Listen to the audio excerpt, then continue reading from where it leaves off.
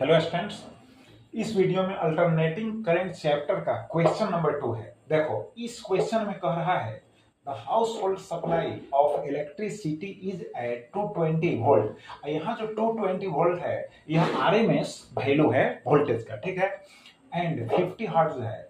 Find the peak voltage and the least possible time in which the voltage can change from the RMS value to zero, similar to current।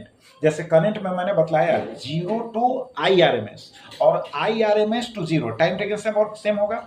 Similarly 0 to VRMS और VRMS to 0 होता है voltage, तो इस case में भी time taken same होगा। तो इसमें कह रहा है सबसे पहले क्या निकालना है, तो सबसे पहले पीक वोल्टेज कहता है। तो देखो, पीक वोल्टेज निकालने के लिए VRMS लिखो या ERMS लिखो, बात एक ही हुआ। यहां हो जाएगा V0 लिख दिया मैंने, बाई हो गया √2। तो पीक वोल्टेज कह रहा है, इसका मतलब V0 हो गया, तो यहां हो जाएगा VRMS √2 हो गया। VRMS कितना दिया हुआ है, 220 दिया हुआ है, 220 √2 वोल्ट हो गया। अब यहाँ √2 का वैल्यू डाल दोगे, 220 से मल्टीप्लाई करोगे तो फाइंड आउट हो जाएगा। नेक्स्ट पार्ट जो है क्वेश्चन का, वो कह रहा है टाइम टेकन।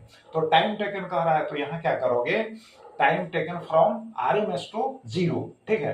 तो यहाँ निकाल लो, यहाँ हो जाएगा VRMS इज इक्वल टू होगा V0 साइन ओमेगा टी होगा। यहाँ हो जाएगा V0 अपॉन होगा √2 is equal to V0 sine omega t होगा।